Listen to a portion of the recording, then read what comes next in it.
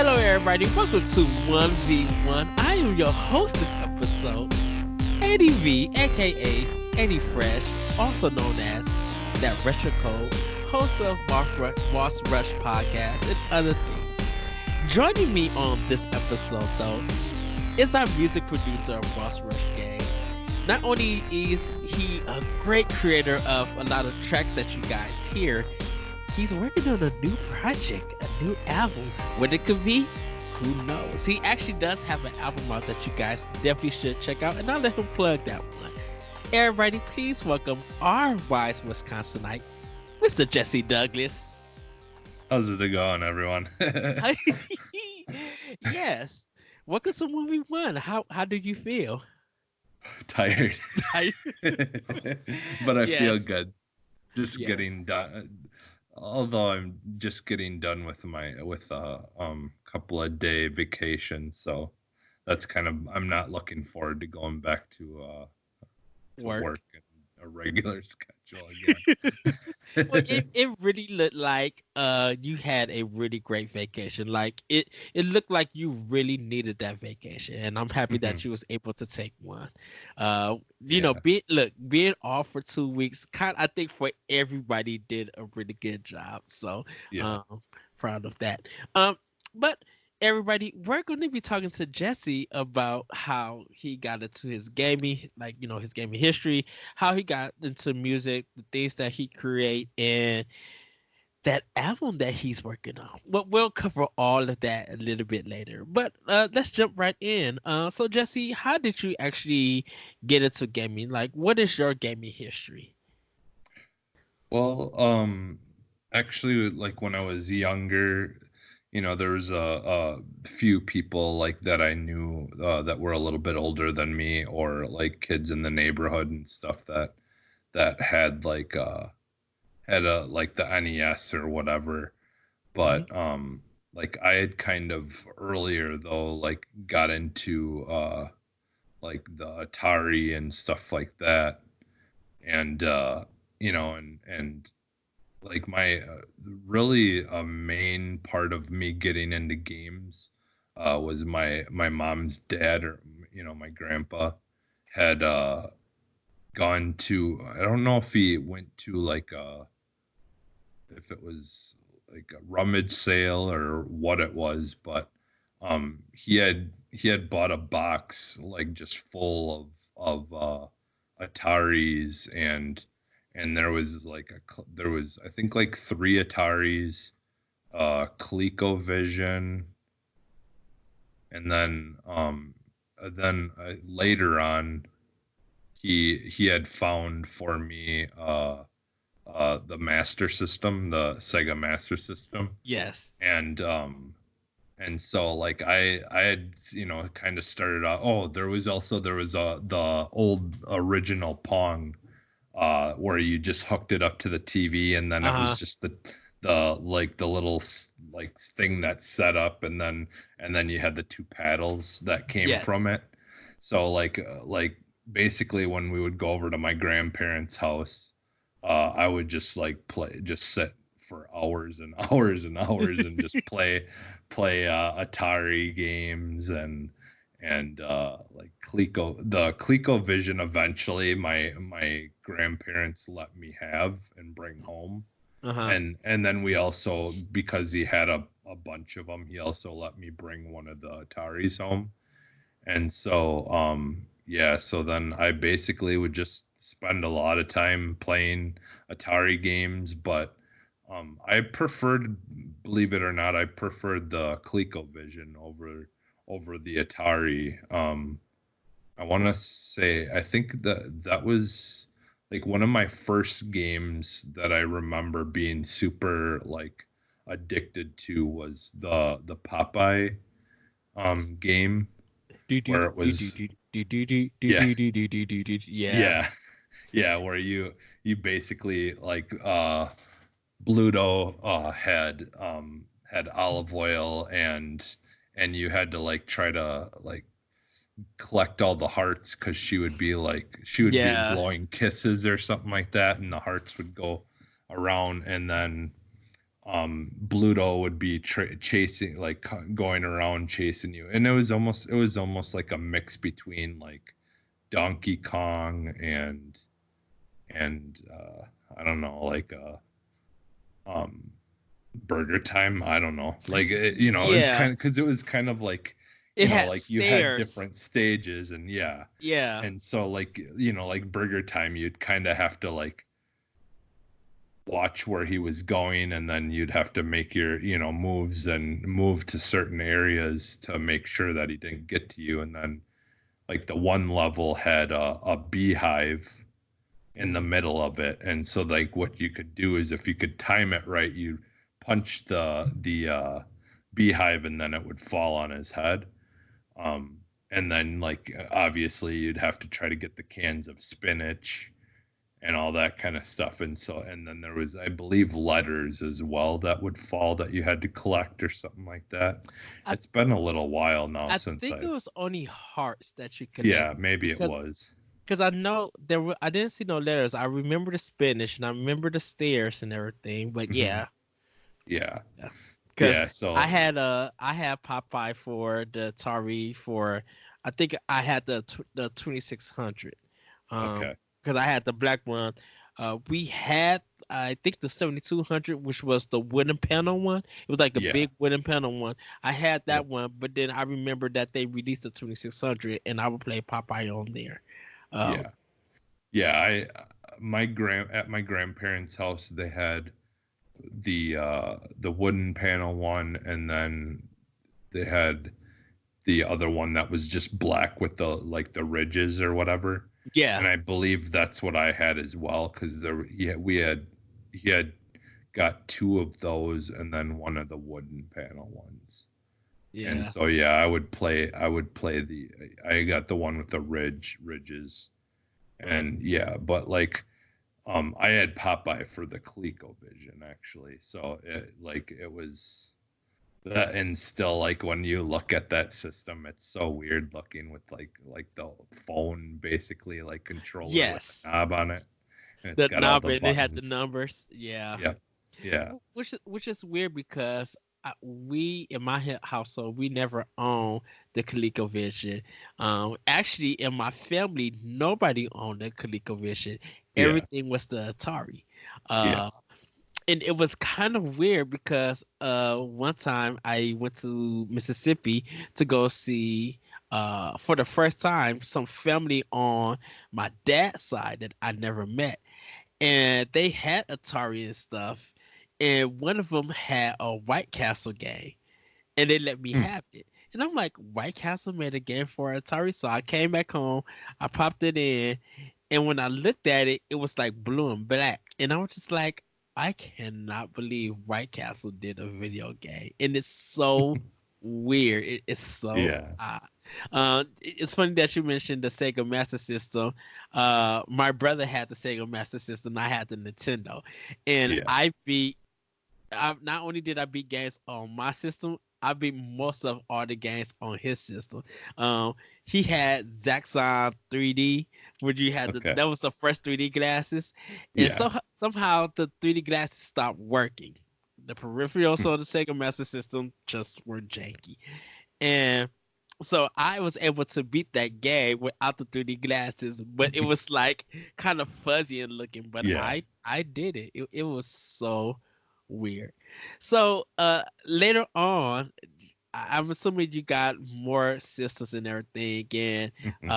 I'm assuming your first big system that kind of grabbed you. My assumption is Xbox, or was it the Dreamcast? Actually, the probably the N64, or Okay. well,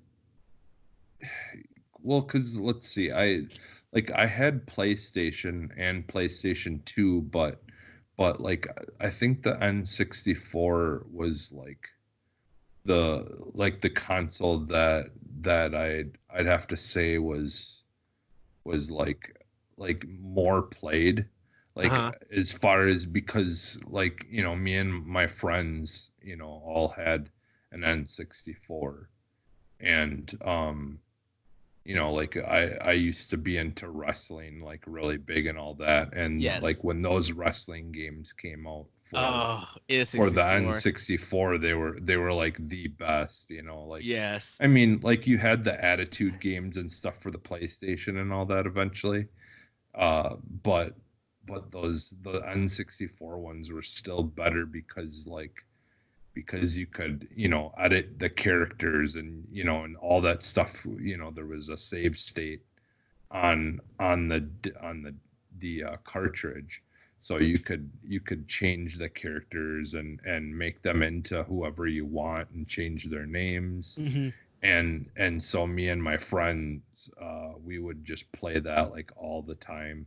And obviously GoldenEye was like something that like we would just play nonstop. And I had, um at one point I was at summer school in high school, and I had met some kids, some other guys there that were into wrestling and stuff like that through summer school that didn't go to my regular high school. They were at one of the different ones in town, but during summer school, all the kids from all the different high schools come into one school, Hmm. is the way that they do it. So I would get to meet people from other high schools that I normally wouldn't see.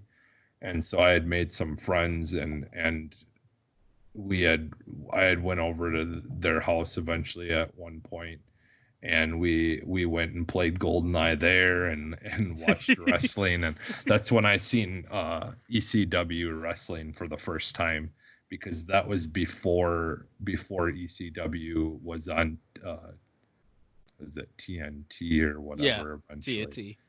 Yeah. So yeah, Because yeah.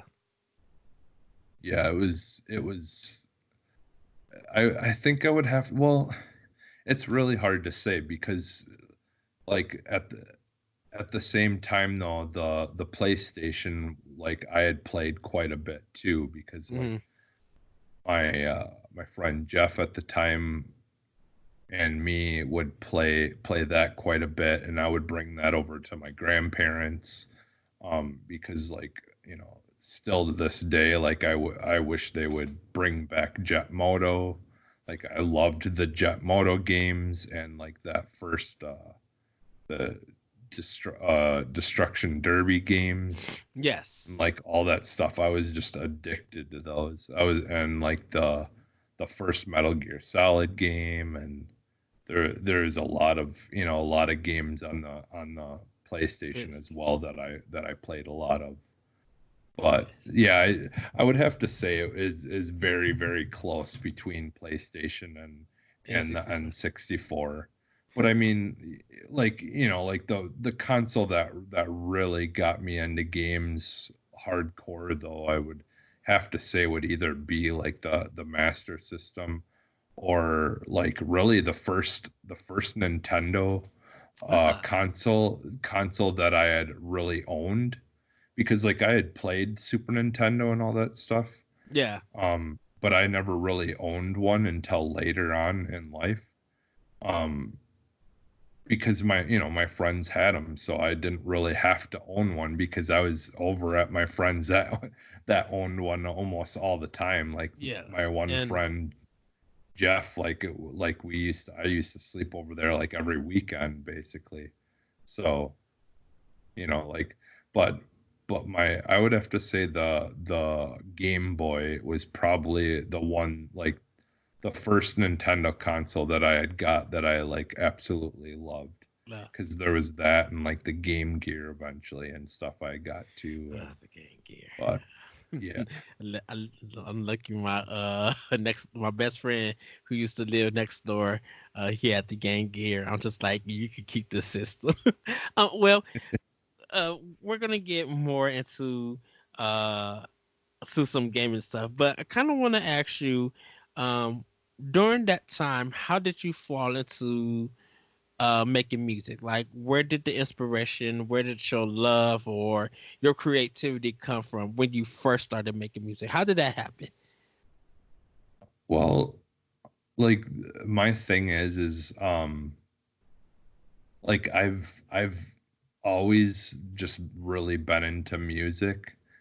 And growing up in my house, like my dad like listened to country and and I just really wasn't interested in that too much. Like, I mean, there was some of it that I enjoyed, but it just never really was like the thing to really draw me in. Mm-hmm. And then my mom like listened to a lot of stuff that I didn't really care for either. So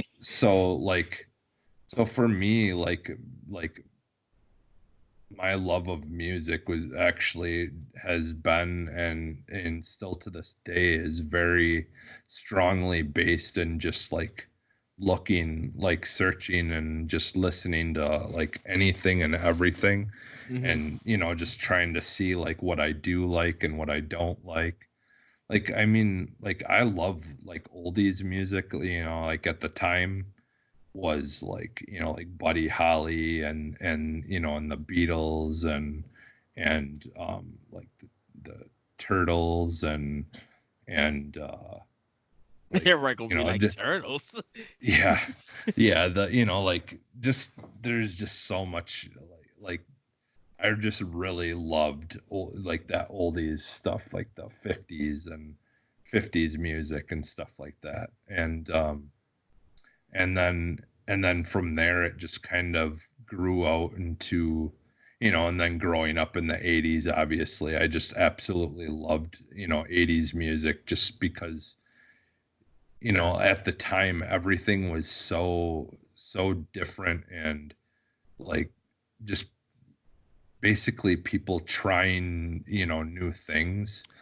And it the 80s was a time, because definitely I grew up in the 80s. The 80s was a time where the synthesizer yeah. uh was like kind of the big thing, and the way that production was kind of different, because you started to get into computers and things like that.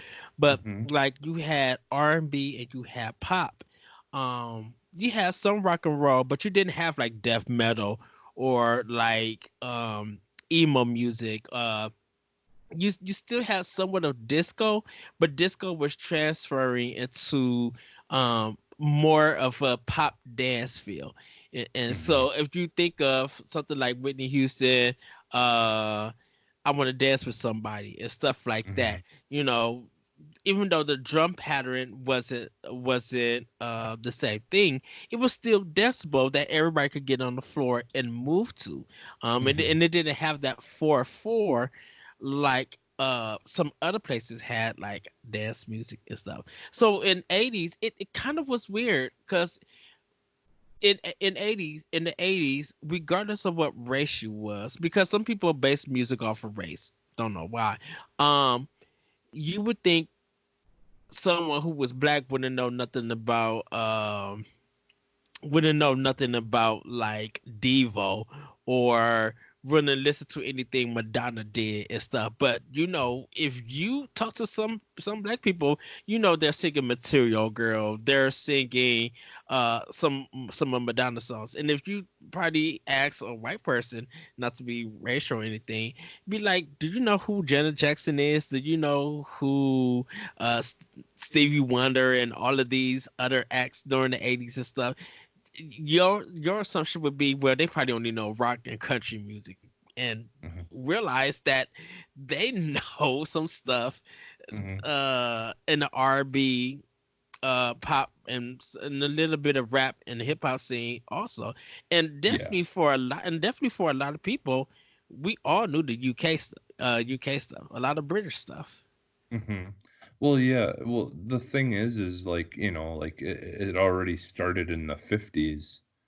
Um, like white people didn't really get into like black musicians and stuff like that. And so you Hmm. had people like the Beatles and Elvis and stuff who would try to like they would try to bring recognition to all those the black musicians and stuff who ultimately had created rock and roll, like because that's the thing is like people didn't really understand that like blues music and jazz music and all that stuff really was where rock and roll had kind of started from. Like Mm-hmm.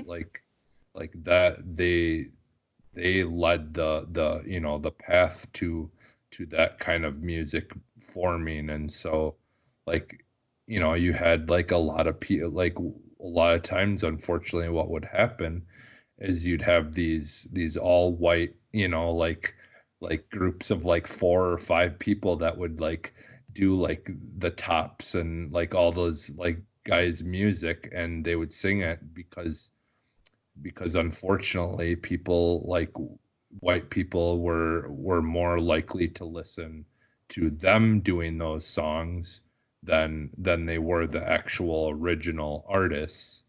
And Yes. so like you had a lot of that going on, and and it's a bummer, but at the same time I think over time, once the 70s and the 80s started coming along, you see that gradually people were more prone or started listening to like music by those are the original artists and stuff like that, and then they finally started getting recognized and started getting the credit that they deserved. And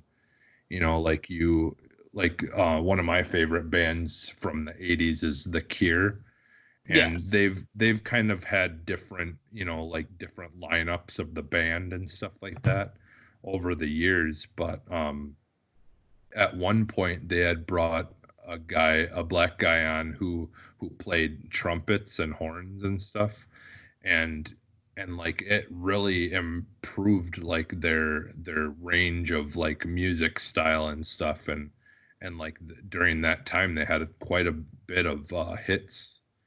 During that time they had like Love Cats and like a couple of they had a couple of really big hits during those albums when he was part of the band.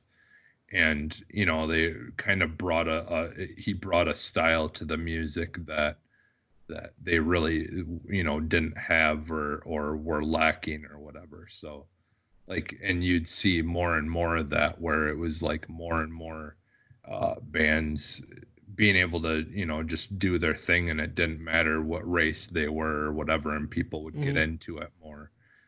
um but yeah, it's like it's I love that part of music. I love like learning about the history and Yeah. you know like and It's just seeing how things have like have evolved. yeah, evolved and flowed like through the different kinds of styles that have come and gone. And and just and like I love like mixing of genres when you have like mixtures of things that that you see happen throughout history as well, where you kind of put two things together that maybe you wouldn't really have expected to work, but they do, Mhm. somehow work, together and kind of accent each other.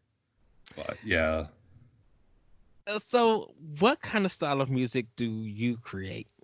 Like, did you make? well, for me, so like my stuff is mostly like dance, like uh, EDM type kind of Hmm. stuff, or like I've kind of tried to like just mess with different stuff, whatever sounds good at and whatever mood I'm in. A lot of the times affects like what kind of sound it does. So like Hmm. I make sometimes hip hop type beats, or like you know rap hip hop type beats with different sounds. And like one of the first bands that I would like, because I mean I've there's always been stuff that I've loved. Like I like growing up when I was younger, I really was into R&B and like hip hop. And so like like I liked TLC. I was listening to like TLC and stuff when I was in Uh-huh. elementary school. And and R&B type stuff.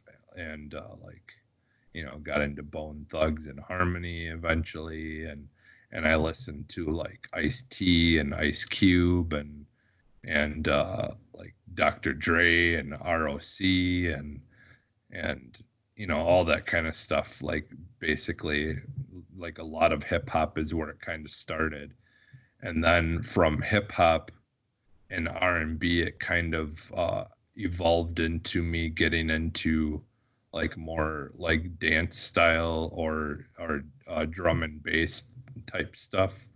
So which kind of has to be broken down in this. So mhm, to give kind of preface to this, definitely during the 90s, there was a dance music was transferring to something called house music, and mhm, uh, definitely depending on where you was at, you would have different kind of dance music. So definitely here in Chicago, we have Chicago house, which could lead mhm, to ghetto house music, horror house, freestyle.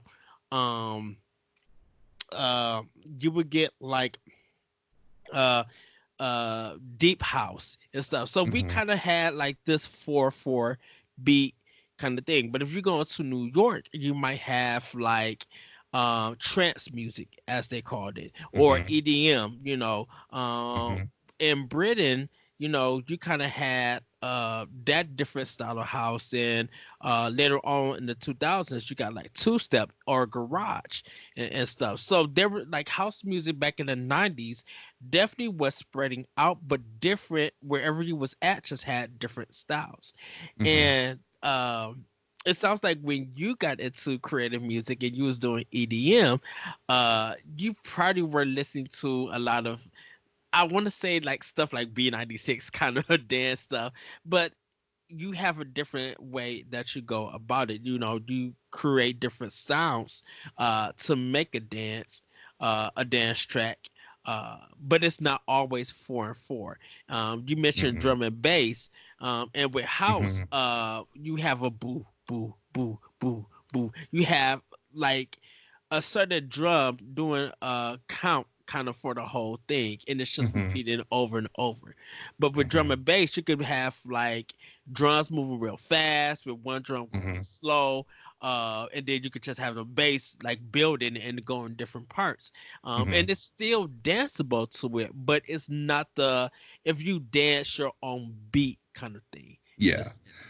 Well, see, like I feel like drum and bass is more almost, well, at least what I listen Mhm. to.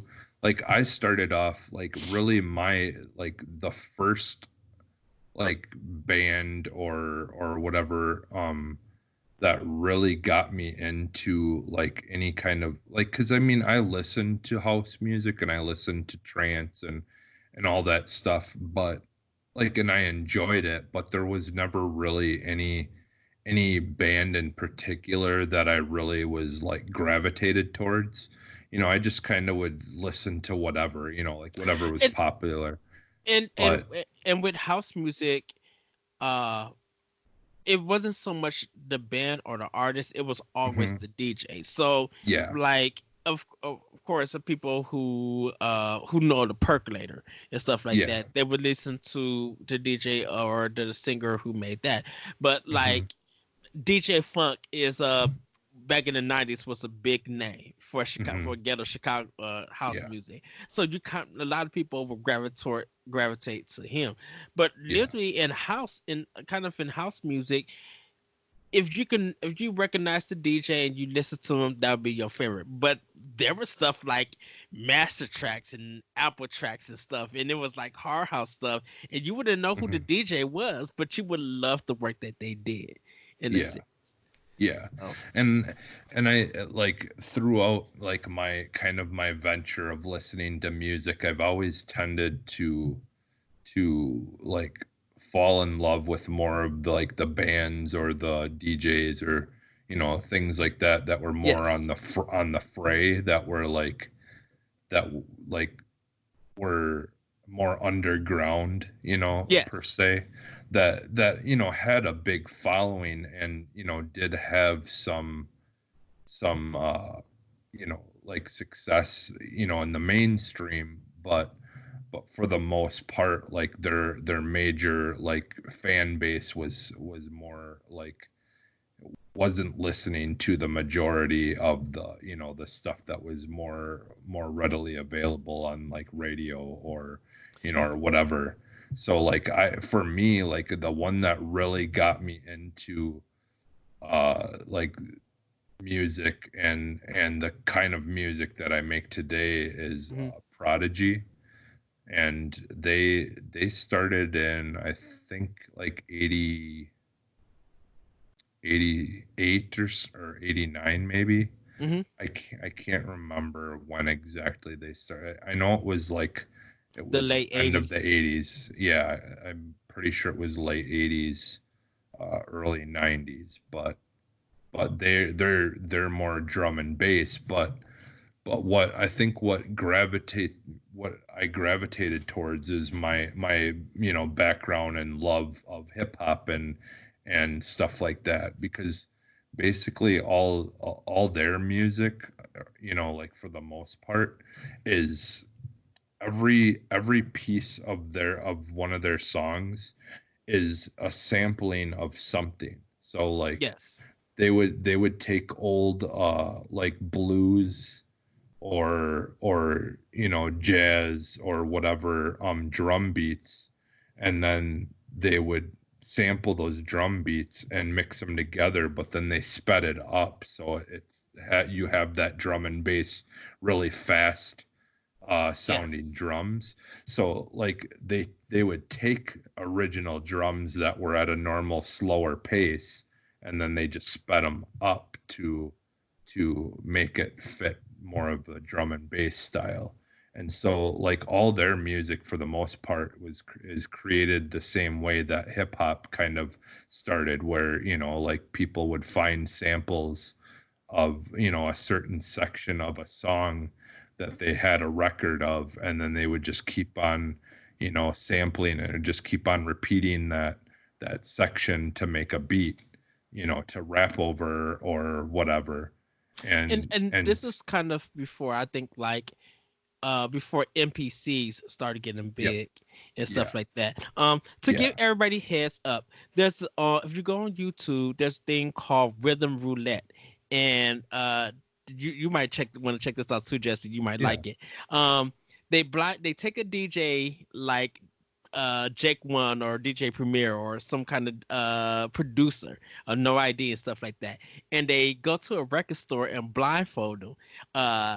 They pick out 3 records, bring them back to their studio, listen to the records, and find out what beats and stuff they want to make with it or what section. okay, Um, yeah. and you ever heard of Knife Wonder? Ninth Yeah, Wonder, yeah. they got one with him. I think you should really Okay, check that up. okay, Because at the end of it, there's a rapper named Rhapsody, which she is okay. cold. I love Rhapsody. She on the description, just like Rhapsody comes in to bless us with a verse, and it's kind of cold. But if anyone who's into hip hop and sampling and just want to see what that's all about. Rhythm Roulette. I don't think they still do it, but it's a really good series to just Okay. see when sampling in hip hop was a big thing. Before stuff had to be clearance and how money and stuff was used. You could get an idea of what hip hop sampling was, which will probably also lead Mhm. us to drum and bass. Again, an Yeah. idea of that and stuff. Yeah. So Yeah. So like Prodigy though, like was really, because like in a way they were kind of almost like that bridge between hip hop and like dance music. Like it was like the perfect in between, and mhm. like for like it just basically was like, if I was to like label myself, like you see we have those things on like on Facebook or whatever, what Yeah.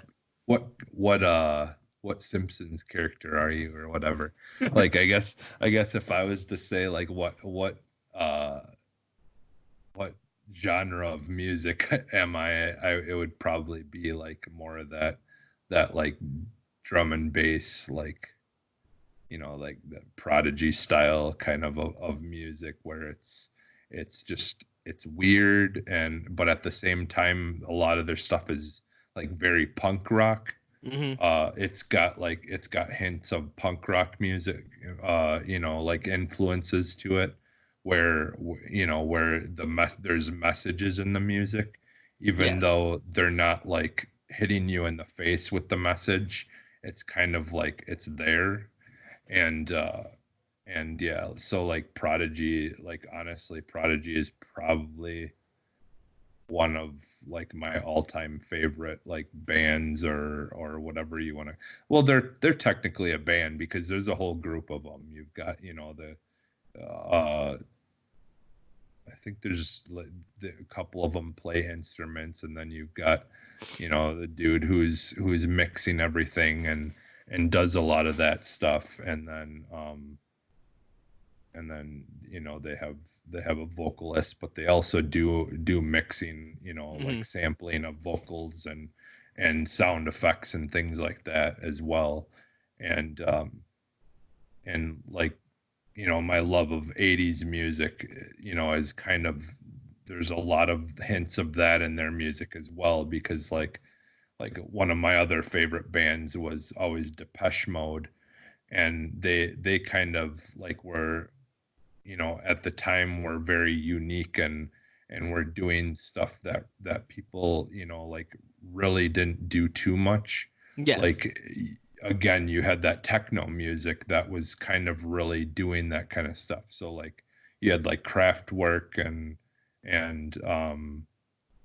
things like that that kind of influenced Depeche Mode, and so like they've got almost like a techno-y kind of sound to them, and they're known for doing like basically Foley work, you know, like where they would make their own sound effects and stuff like that, and record like smashing stuff, or they would, you know, record like the sounds of things, and then they would use that as sampling stuff in their music. So you know, like they were kind of that mix between the 80s pop music and that techno music, you know, kind of style, like I said, like Kraftwerk.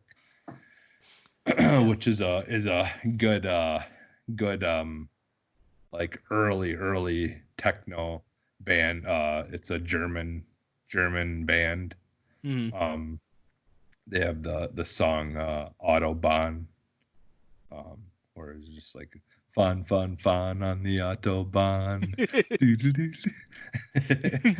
Yeah. Pretty basic stuff, but Yeah, it's always good to experiment. And I think for anyone who is a producer or who wants to get into music and create music, I think you really need to listen to everything, really to and experiment and stuff. Because mhm, like me and you talk a lot about music. Even we have good discussions, mhm, not arguments, sometimes disagreements on things, yeah, but it's just like when we start listening to music and you're sending me videos and you letting me hear the song that you created, and I hear it and I respond in a manner that, oh, change this, do this, and I'm like, okay, I can hear it like that because we have a passion and love for music, and we pretty much listen to everything. I still listen to country, I listen to gospel, Christian mhm, rock, pop music, R&B, uh rap, hip hop, techno, house, dance.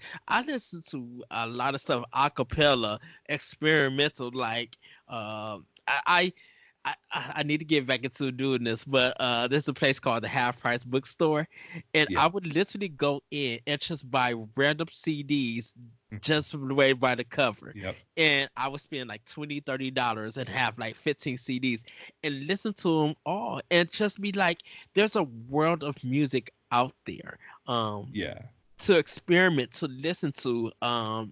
Definitely, you know, with you being a producer, I like to do the songwriting and the vocal arrangements for stuff. Um, mhm, that inspiration gets me hyped up. You just like, okay, I could do this, I could write this.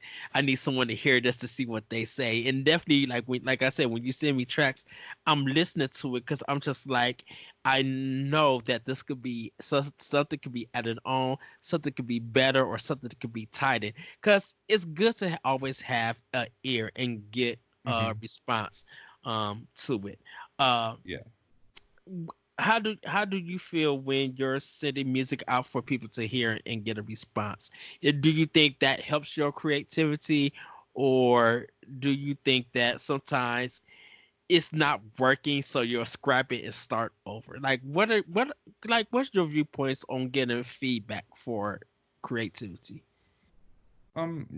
Like I think like most musicians, like I don't, and I would not call myself a musician by any means I because mean, like I would call you a I producer mean kind of, because yeah, I I mean, mean the way that you're arranging stuff, even though it sounds that's already made or stuff that you're tricking, even though you didn't like fully create it, you did a arrangement of it. So you're yeah. producing, you're making this production and stuff.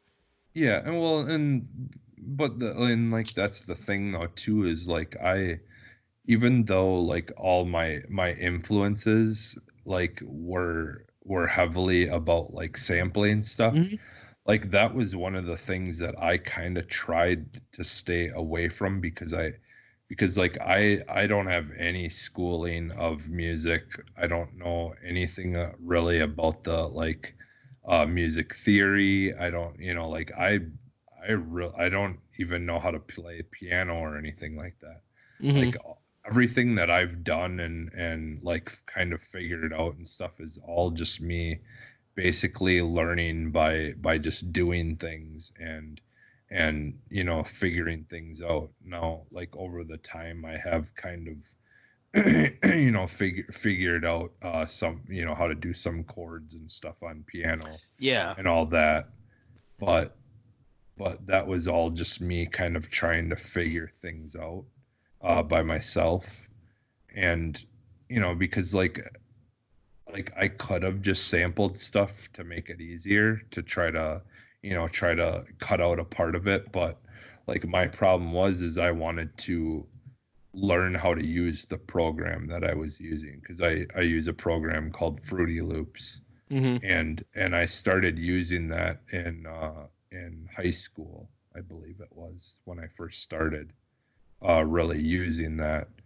And I just kind of wanted to just keep doing stuff and figuring it out and try to come up with interesting sounding hooks and things with piano or like what's cool about like the programs like Fruity Loops is you can come up with a hook and then it can sound completely different by just making it be played by a different instrument Yes. or have it be played like there's different kinds of things that you can tweak the sound or like make the wavelength of the sound skinnier or fatter or have it where it will like hold a sound you know longer or have the sound cut off like quicker or like there's like millions of different ways that you can like influence a sound to make it so even though it's technically being played in the same keys it's still going to sound different because of all the different things that you can do to it to make it sound different. And When so like when you temper it, the outcome comes out yeah, different. Yeah. yeah. And so like and like those were all things that I wanted to learn and figure out for myself. And so I just didn't really ever want to just take stuff that was already made and Hmm. use it in my music. Now I have more recently in some things, but it was more of an accent piece than it was to actually make the song itself because the song itself could still exist without those things put in it. And and Uh, and and that's one of the things that I love about your compositions is that the way that you sequence stuff, it's something that I haven't heard. Like this feels like Jesse. This feels Hmm. like some original work from you. Definitely, because I'm like I can't tell what you if you did sample anything or not, but pretty much most of the music that you have put out that you have created has been original music. It has been original arrangements and stuff. Yeah. Yeah, and like that's the best, like my favorite part of it is just like the fact that I was able to, create or come up with something. Like that's what I enjoy about it is because like it just feels kind of like cheating if you're taking something that's already been made and kind Hmm. of trying to weave it into something. And so like like the drum and bass again, like my type of stuff like that, like all the drum pieces are me, like personally selecting what drum pieces I want in the drum machine, and then and setting up a drum piece, a line of the drum pieces by myself instead of sampling something from something else. And then it's just a matter of me picking what the beats per second like rate is, and to tweak it to what kind of speed I want the Hmm. drums to be playing at, or and like part of learning about all that, because that's the thing is like I would say like making the type of music that I make is super easy to do, but at the same time there's so much stuff that goes into it that takes a long time to learn. But at the same time it's like hard to explain, but there's It's time consuming when you're trying to put all the elements together. So yeah. when you hear it, you think that, oh, this party took them about 20-30 minutes. When sometimes an original beat, even if it's just like 4 to 8 bars, could take you half a day, could take you 2 days, because you're trying to figure out what fits, what sounds right, Hmm. getting the tempo ready, what you should double, what you shouldn't double. Can people hear it? Fade it Yeah. in, fade it out. Like there's a lot that goes into it. Trust Yeah. me, Yeah. I know. As a songwriter, just like you, learning some of the chords and stuff. And I'm not a full player, piano player. I would love to be. That's one Yeah. instrument I would love to play. Yeah. I've Same here. sit Yes, I've sitting around other people and we've been trying to produce stuff. I could hear stuff and be like, you need to put this arrangement here and here and here. Doing drum beats with my mouth, trying to find keys and chords that will make fit, that would sound nice and Hmm. everything. And trying to sequence that all together when definitely you don't have a I have a piano that kind of does sequencing that you just play and it loops and stuff, but Hmm. I don't have it where it's where I could see it on a computer or stuff, Hmm. connecting an actual keyboard to a computer Yeah. and playing this stuff. Some people have that and stuff, and that a lot of that takes time to Yeah. do. So something that you think that someone did for 35 minutes, because like I said, that could have taken you hours and days just to put together, and then to send it to somebody, get feedback, and then go in and then tinker with it still. Like it's one of Yeah. the hardest things that when you do finish a piece and you feel satisfied for that moment, but the moment you put it out and you start seeing what people say or you start hearing it, you just be like, I wish I could go back in and fix it. I wish I could go in and remix. Oh, I should have turned this Yeah. bass up. Like it gets kind of like it gets to a point where you feel like you're never satisfied, but sometimes you Yeah. got to be like, okay, I'm done with it. It is what it is. I need to move on to the next piece. Well, and you bringing that up actually, like, because honestly, where I really first started doing all this stuff, Mm-hmm. and my first attempts at making stuff did start out with when I was in middle school.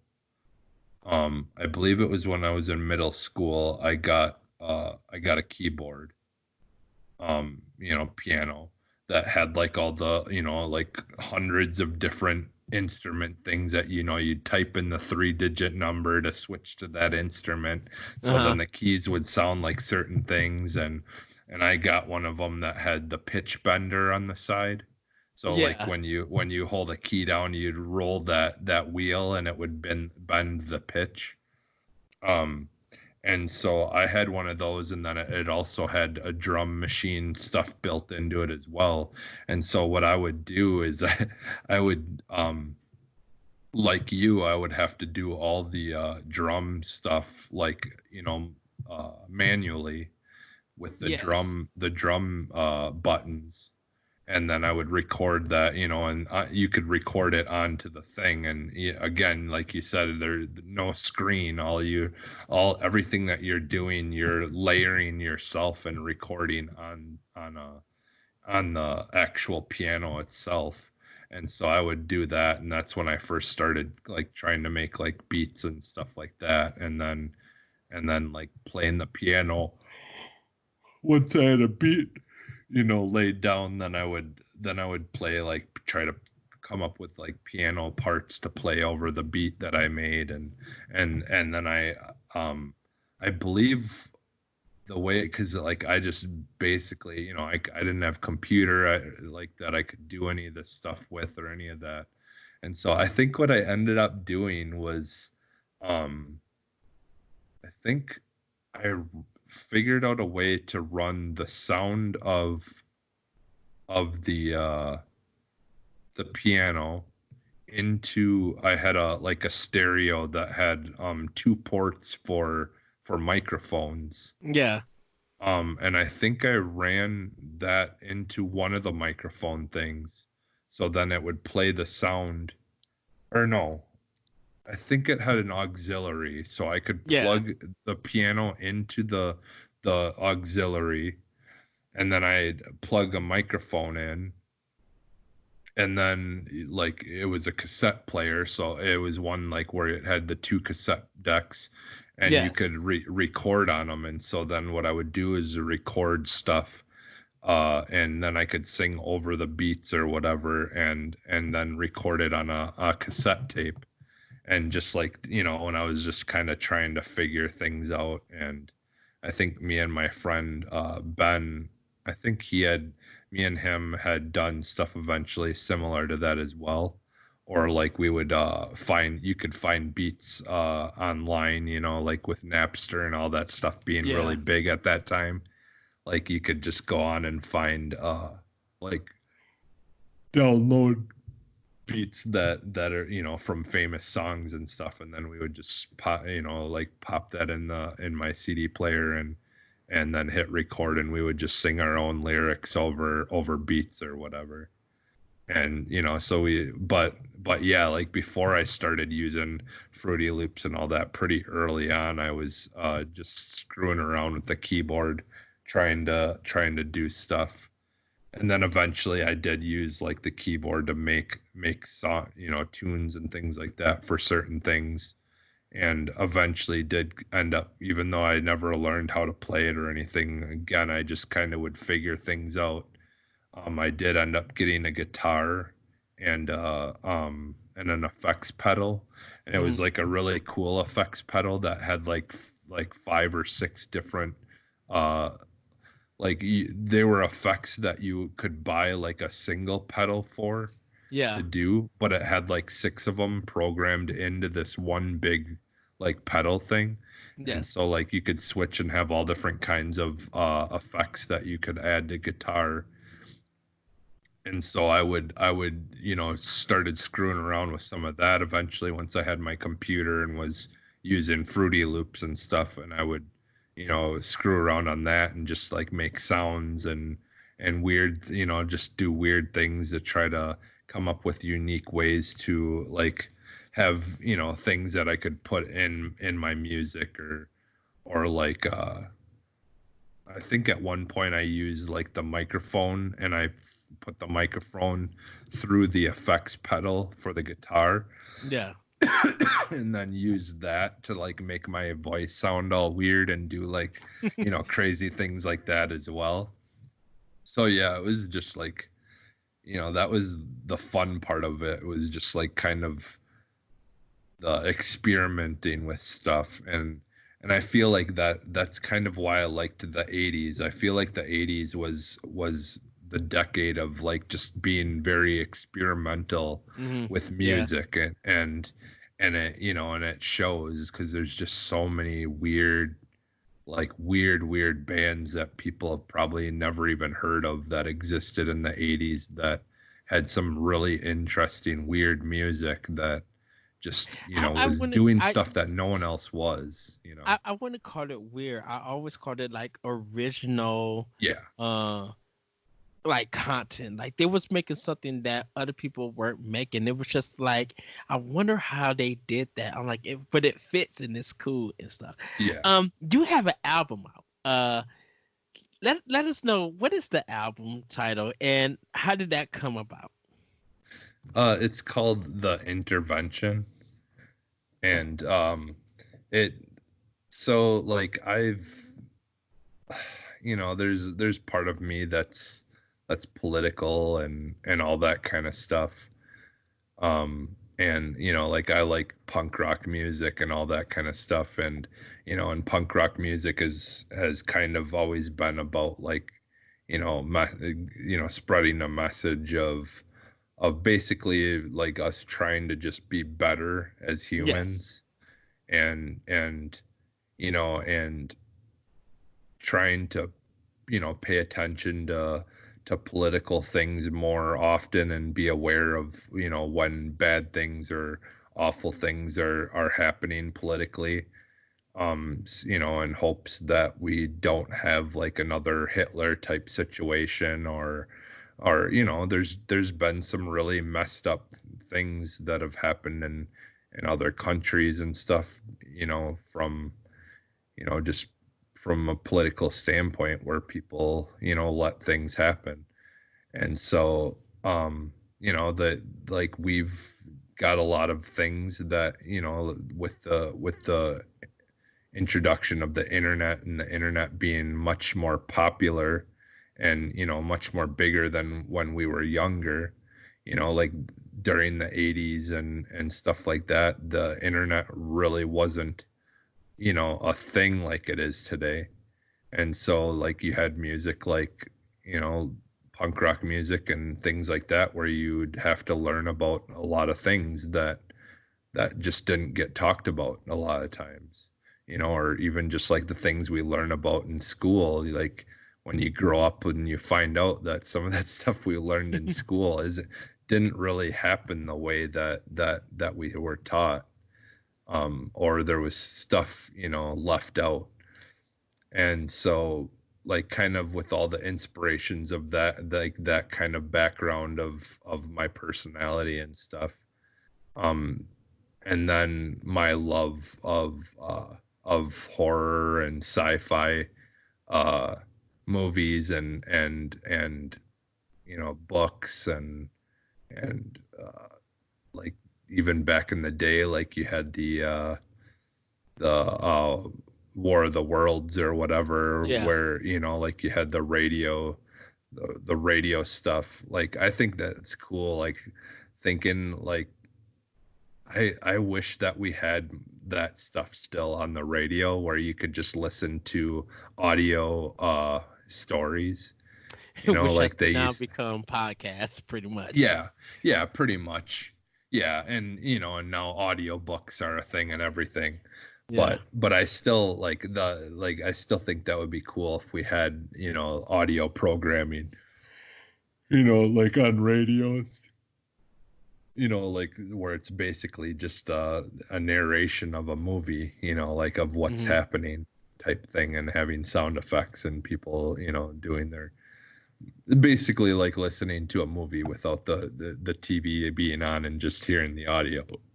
But um so like all those things have kind of are all things that I'm interested in. And so when I made this album, it's kind of just a mix of all different kinds of things that have been on my mind for the last, however many years. So like when I made my album, I was like, well, the like tech when I think like techno or dance music type stuff, Yeah. a lot of that stuff, like to me, I don't know why, but I always just think like outer space and like aliens and just like it's a almost like a different kind of like communicate way of communication. and Yes. so and so I wanted to do like an album that kind of focused on something that there's a very big divide, in politically, and that, like the whole idea of, of the earth and stuff, and having like global warming and things like that going on. And I wanted to do an album that kind of focused on like this fictional earth where that has gotten so out of hand that the that if there unless there was some kind of intervention with human beings, that the world would end. And so like I wanted to have these creatures or beings from outer space who exist as like protectors of the universe, almost, where like they kind of are just there in outer space, and they intervene with worlds or planets all throughout the solar system, that like if something gets out of hand, where if there's life forms or something living on them that are affecting the health or the life of that planet, that they'll intervene and try to change things and make it go back to normal. And so that's kind of like what my album was, is just kind of like a mixture of songs that kind of put the mood of like the different phases of the story, without really having words per se. I mean, some of my songs have words in them, but it's mostly Instrumental kind of album. yeah, it's mostly just about the sounds and stuff, trying to set the mood of what's going on. And a lot of my inspiration to that is comes from video games, and just like games like Rhyme and stuff, where there is Mhm. no narration. It's just mostly the sounds and the moods of the music that are kind of setting the visuals almost of what's happening. It's kind of like it's moving the story along. It's telling Yeah. that the music is the emotion that you Hmm. visually can see if you're playing the game, but if you hear it, you know what it's doing. You know part of the story that it's trying to tell, Yeah. what it's trying to get to you and everything. Because like Rhyme Yeah. is a great soundtrack. Hmm. So, you have a new project in the works, and I know you can't really talk about it, but Hmm. how just from where it's at now, because I know it's not finished and stuff. Hmm. Um, where do you think you're taking it? Like, is this a follow up, or is this like a new venture of music that you want to present to anybody and everybody?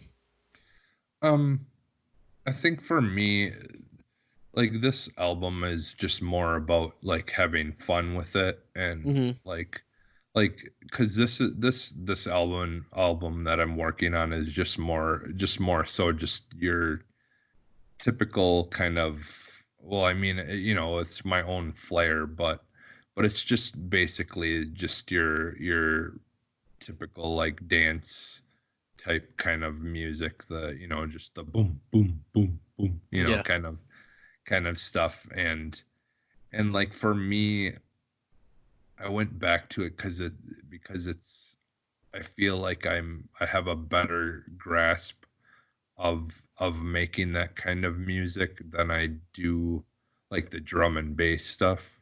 Yes. And I feel like a lot of that was, you know, my album that I made was more so that stuff. And I felt like I needed to kind of go back to the more dance type stuff, Hmm. to to kind of push myself in different directions of making music, uh, to kind of, you know, force myself to get better at certain aspects of music. Like for me, I'd have to say one of the hardest parts, honestly, of making a really good like song, you know, be it really any type of music. I honestly think that one, probably the most underrated part of of music is the bass, like the bass line, and Hmm. like your, you know, like the like bass guitar, you know, and stuff like that. I think plays a much more important role than people realize in music. Because you know a lot of times you hear people joke about like, oh, the bass is the, you know, bass guitar, that's the easy part, you know, the people that don't really know how to play, you know, good guitar, they like to just play bass because it's an easier one to do, you know. but Well, but a I lot of think people. I think the bass, though, the bass is probably one of the more important parts because, you know, just from experience, it's easy to come up with a. Well, it's not some. Yeah, that is true. And then it's just like if you're a person who is not specialized in sound engineering and audio, you will not recognize that bass line that really kind of brings a song out. You know how it plays along Mhm. with the melody of its clashing, uh, and stuff. Like some people just think that the drums and stuff, like when you put it into your car, that if the drums and stuff is like really making sometimes the song. I'm like, not really. I would say this to people who think we're just talking like, huh, what, we don't get it. If you could go out and buy a CD, and if you have a CD player, put a CD into your car or something, and really listen to a CD versus something that you put on MP3 player. Mm. Compression and stuff varies. I'm like, Yeah. and because when you, even the gospel music, like listen to like Mary Mary or some gospel music, and when you listen to that organ, when you listen to that bass, those drums, that guitars, that tambourine and stuff, when you listen to how all of that comes combined, definitely with some good sound engineering, you will see how important each part of instruments play together, and how that bass, making that bass line, really does a song justice. And I Yeah. think a lot of people who don't pay attention to that will be like, oh my goodness, that bass, that just because you know how to play bass doesn't make that it's the easiest instrument. A Yeah. lot of musicians stop a bass player because that bass player got to get on those chords and hang on to stuff like that. They don't get to like shine Hmm. like other instruments. Sometimes the bass line has to carry a whole song, and Yeah. it is really weird if you're a person who are, like I said, if you don't know sound engineering, if you don't hear a lot of that stuff, because a lot of music nowadays, of course, is programmed. But like if you listen to live albums, or you, like I said, if you listen to gospel back even 80s, 90s, even now gospel, if you listen to a lot of stuff that is live and it's arranged, and you just hear all of those instruments, that will really change your mind on what you think about bass players in general. I know Hmm. you don't listen to gospel, but I'm just like, I think if you took the time to listen to a gospel song to get an idea or something, you would literally be like, oh wow. Yeah. Like, Well, there's some stuff that I've listened to that is very heavily influenced by like gospel type stuff. mhm, yes. Um, like because I feel like there's a lot more and more of that stuff even on the radio that you can hear and stuff. Not maybe not as much, but um, I'm blanking right now on names, but there's a lot of southern style bands Yes. that have very influenced by gospel type stuff. Yes. Like I said, I can't come up with names right now, but like back on the whole like bass thing, like just imagine like listening to like a song like Seven Nation Army by the White Stripes. Like Hmm. if that bass line, that do do, if that's not there, that song Nothing. is not interesting. Yes. Like that bass, and like yeah, there's yeah, the bass is pretty important, and it really accents the everything else, and like yeah, and like even another thing you could do is like literally pop a CD into your car and then turn the bass all the way off and see how great see how great that song sounds. Yeah. Well, everybody, we have come to the end. I want to thank you, Jesse, for coming on 1v1. Go ahead and plug. Where can we find you? Where can we find the album? And things of that nature. Yeah, you can find the like my music and stuff is on SoundCloud. I believe you can just search for Jesse Douglas or Phantom NXS on there. I don't that's the thing. I don't really know a whole lot about how SoundCloud works as far as searching for things because it can get very very murky on there because Hmm. you can type in something like a name and like a million different options will come up. But if you do find, yeah, Jesse Douglas and Phantom NXS, uh, I think you should be able to find me that way by searching that. And then, yeah, and then I'm on Twitter and stuff as well as Phantom NXS. And I believe if you follow me or you go on my Twitter, in my description, I Profile. believe in my profile I do have my SoundCloud a link in there, so you can just click on it and it will bring you to my page, and then you can check my stuff out there. Um, I have a lot of stuff on there, like a lot of it's like just kind of like spur of the moment, just kind of like if I'm in the mood for making, hip hop type kind of beat or something, or just, like my music, like for the most part, a lot of it is just kind of spur of the moment, like whatever I'm like feeling, whatever mood I'm in or whatever will Hmm. usually determine what kind of sound I'm screwing around with or whatever. So yeah, there's kind of a mix of a lot of different stuff on there, but I do have some of my newer stuff that I'm working on there. And yeah, so there's a good mix of all different kinds of things, and even some things that were just like more experimental, Hmm. like trying to Yes. experiment with some other kinds of sounds and things like that as well. So just some Yes. fun stuff for just for fun on there too as well. So All right. Thank you. Well, and if you guys who are content creators or you want to be on 1v1, you can email the show at boss underscore rush. I mean, sorry, that's our Twitter. You can email the yeah, show at bossrushgamespro at gmail.com. You can follow us at boss underscore rush underscore games on Twitter.